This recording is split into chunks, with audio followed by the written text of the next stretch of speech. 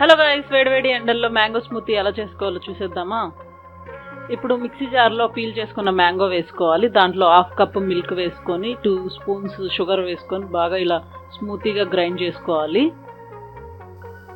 ఇలా స్మూతీగా thick shake లాగా రావాలి. ఇలా కప్లో సర్వ్ చేసుకోవాలండి. ఇలా ముందుగా ఒక 4 స్పూన్స్ వేసుకోవాలి. చూసారు కదా, నేను ఇలా 4 స్పూన్స్ అయితే వేసుకున్నాను. దాని తర్వాత పోమోగ్రానైట్స్ వేసుకోవాలండి.